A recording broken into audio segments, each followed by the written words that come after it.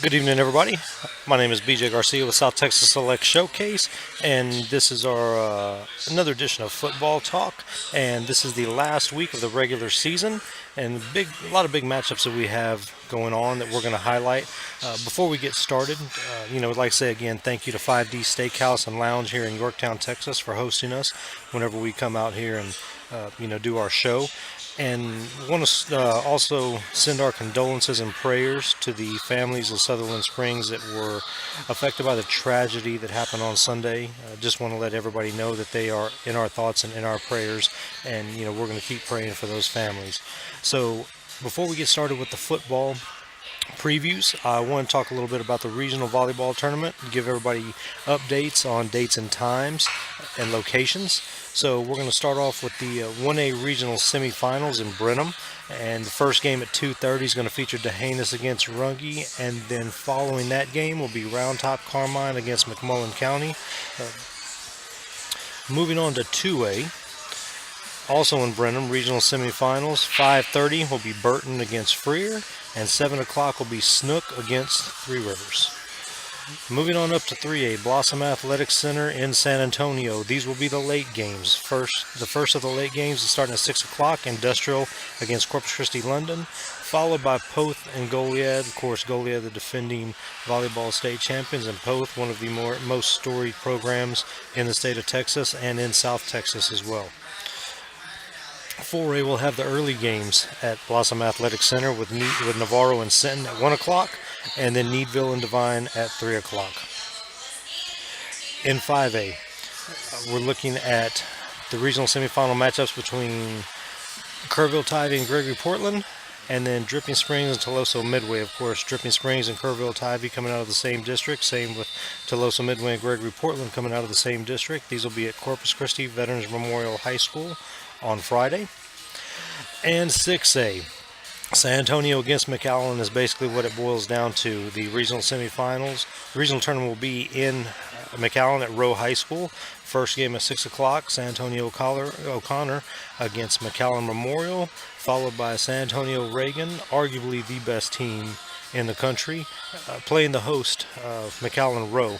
The place should be rocking on Friday, with Rowe there, and if you're going to upset, the perennial favorite, might as well do it on your home court. So that's what we have as far as volleyball is concerned. And now what we're going to do with football this week is we're going to cover every South Texas district from 2A to 5A and highlight the playoff matchups, the matchups that are going to impact the playoffs, I guess you would say. So we're going to start off with 2A Division 1. District 15, you've got Refugio and Shiner. In the last 3 years, these games have decided the district titles, and also one of those years, of course, the Region 4 champion, when Refugio beat Shiner after Shiner had already beaten Refugio during the regular season. Both teams come in with one loss. Shiner, of course, losing to Hallettsville and Refugio to Navarro, but both are undefeated in district. And Refugio's had a bit of a tough year, being affected by Hurricane Harvey. This will only be the second home game, the first one being their homecoming game against Kennedy a couple weeks ago.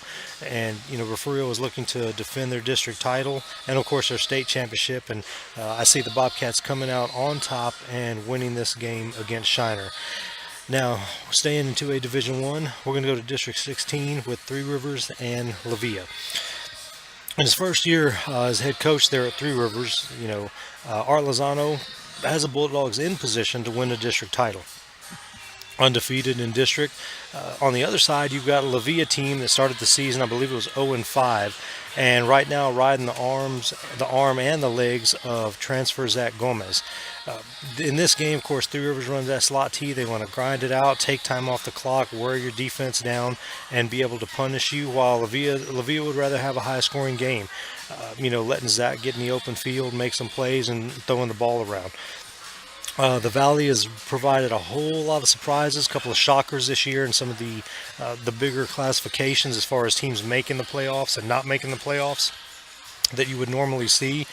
And I don't see this one as a shocker. I think that Three Rivers is going to come out on top and give Coach Lozano his first district title there at Three Rivers, and have Three Rivers as the 1 seed going into the playoffs.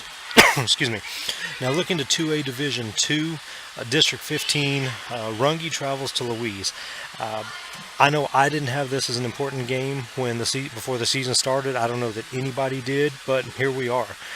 Louise coming off a win against Charlotte and has put themselves in position to almost guarantee a playoff spot. Runge's done the same thing with 2 wins in a row against against Charlotte 2 weeks ago, and then against Pettis last week. The winner of this game is likely the 3 seed, and the loser will be the 4 seed. Now, that could change if we have a monumental upset and Pettis somehow beats Falls City. If Pettis beats Falls City and Louise beats Runge, that will give all 3 teams identical records, and then you have to go to the tiebreakers and everything else. So the easiest thing in this one for Runge is just to beat Louise and let the rest of it play out. In this game, I have Runge beating Louise with keeping the 3 seed, and then Louise is the 4 seed. So in District 16, which features a district championship game between Woodsboro and Rivera, the Eagles are going to travel there. Both teams bring in 3-0 district records. And, referencing the game above, basically the winner of this game between Rivera and Woodsboro will be the 1 seed and will face the loser probably of the Runge-Louise game, which will be the 4. And then, of course, the loser of this game, the Rivera-Woodsboro game, would face the winner of that game in the 2-3 matchup. Excuse me. Woodsboro, another team affected by Hurricane Harvey, and they had to skip a couple games, and that town was really devastated. And I look for them to culminate this regular season, staying undefeated in district and beating the Seahawks. Now we're going to move on to 3A Division 1. Hallettsville at Edna. Both teams with 1 loss in district. Both of their losses to Yoakum, who has pretty much cinched the district title and the number 1 overall seed. Excuse me. Excuse me. The winner of this game will end up as the 2 seed, more than likely play Goliad in the second round. A couple weeks ago, I said that I had Hallettsville facing Goliad in the second round, and I'm going to stick with that, as I have the Brahmas beating the Cowboys in this one. I think it's going to be a close matchup, probably 7 to 10 point game. And Coach Long over there in his first year at Edna is going to, again, another guy that's just going to grind it out and try to wear Hallettsville down, and Hallettsville is willing to play that type of game. So I see the Brahmas coming out on top. In District 15, Mathis and Cotulla. Cotulla comes into the final week of the season in this game, and they need to win. A win would put them 2-3 in district, and a loss for Mathis would put them at 2-3 in district. Jourdanton is playing Goliad, and which is most likely going to be a loss. A loss puts them at 2-3 in district. So Cotulla has an outside shot to get in. They're going to need some help, and they're going to need to win. Not sure that they can, but just for the sake of chaos, I'm going to go with Cotulla in this one, just so we can have 3 teams tied for the last 2 spots. Moving down to District 16, the Vaqueros of San Diego and the Bulldogs of Lyford. Another battle of undefeated district teams. Lyford 1 year removed from having their with a new head coach. Coach Infante, of course, took over at Port Isabel, and Lyford's done a great job, putting themselves in this position to be able to win. Both teams with 5-game winning streaks, and one of them has to come to an end, and I'm going to go with the Bulldogs in this one, say the Vaqueros winning streak is going to end at 5. Going to 3A Division 2, District 14, this one has Tidehaven, East Bernard, and Bowling already in the playoffs. Brazos goes to Schulenburg, and the winner of this game will be the 4 seed. And for the sake of history, I'm going to go with the Shorthorns to win this particular game and go on as the 4 seed into the playoffs. Now, excuse me, looking at 3A Division 2, Districts 15 and 16. These districts have already been decided. District 15, you've got Poth, Natalia, Stockdale, and Dilley going in the playoffs. And District 16 representatives will be Hebbronville, Odom, Skidmore, and Corpus Christi, London. Not a lot of drama, to be had in this last week for these 2 districts, but those are the teams that are going to be in the playoffs. Move up to 4A Division 1. District 15, when you talk about a little bit of the chaos with Jourdanton, Cotulla, and Mathis, that's absolutely nothing compared to this district here. You've got Lavernia traveling to Somerset in a game that will determine the district champion. Rockport hosts Robstown They have to win this game in order to have a shot. They're going to need help, and that help is going to, for them, come and come from Pleasanton. Pleasanton takes on Beeville. Bottom line is Beeville wins and they're in, and they need to win, and that's going to be a tough game against Pleasanton. Of course, a couple weeks ago, Pleasanton was undefeated at 7-0, and has a loss. Lost that week, and this is I really don't know what to make of this particular district. I think Rockport wins. Rockport is going to beat Robstown. It's a pick 'em between Pleasanton and Beeville, and a pick 'em between Lavernia and Somerset. So we'll see what happens about 10 o'clock on Friday night and where this district shakes out. Going down to District 16, go down to the Rio Grande Valley, and La Feria is going to travel over to Gruya. And this is the same thing. It's pretty simple in this one. If La Feria wins, they finish with an identical record as Kingsville and will go as the 1 seed, having beat them in the head-to-head. If they lose and Gruya wins, Gruya is going to go as the 2 seed, having lost to Kingsville, and La Feria will drop down to the 3 seed. So I think that La Feria is going to come out on top. I'm going to go with the Lions in this one and say they're going to end up with the 1 seed, and the Gators are going to end up with the 3, with Kingsville sitting at the 2. Moving to 4A Division 2, we're going to go west to Divine, going to Crystal City. Both these teams tied for the number 2 spot, 3-1. The winner is going to finish at number 2 behind Pearsall, the loser at number 3, and we'll go with the Javelinas in this one to upend the Warhorses. District 15, another one with absolutely no drama. Well, it could be a little bit of drama. We've got Cuero Sweeney sitting in Aransas Pass, already in, but Sinton at 3 and Aransas Pass at 4.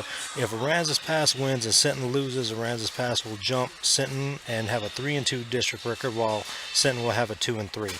I don't see Sinton losing this last week, and I think that both they and Aransas Pass will probably win, and it'll stay the same with Cuero as the 1, Sweeney is the 2, Sinton is the 3, and Aransas Pass is the 4. Down in District 16, back to the Valley, Rio Hondo, Orange Grove, and Raymondville have punched their tickets. So the last spot is going to come down to West Oso and Port Isabel. Both first-year head coaches, Coach Guajardo at West Oso, Coach Infante at Port Isabel. I know this isn't what the Tarpons have been used to, in the past, struggling to make a playoff. And I'm not sure when the last time they didn't make the playoffs was, but I don't think they're going to make it this year. I'm going to go with the Bears and West Oso to beat Port Isabel in this game and take the 4 seed. Now on to 5A. Another district that has been decided, no drama, is District 27 with Angleton, Richmond, Foster, Rosenberg, Terry, and Victoria West all already in. District 29, San Antonio Southside and Floresville, both 4-0 records. Floresville, of course, today hosted a prayer service at the field, for some of the victims of the tragedy in Sutherland Springs on Sunday. Riding a lot of emotion right now, and I believe that emotion is going to carry over through Friday night, and the Tigers are going to come out on top and beat the Cardinals and win the district title. District 30. So for about 3 weeks now, we've seen on social media the Corpus Christi Veterans Memorial players, parents, everybody ready for this game, ready to prove themselves that they belong in the conversation of one of the best teams in South Texas. They're going to get their shot tomorrow night when they travel to Calallen to take on the undefeated Calallen Wildcats.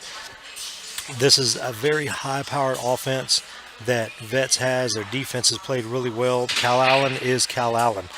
They're looking to return to the state title game, finally give Coach Danaher that elusive state title. You're talking about last year, again, 2 turnovers was the difference in that game.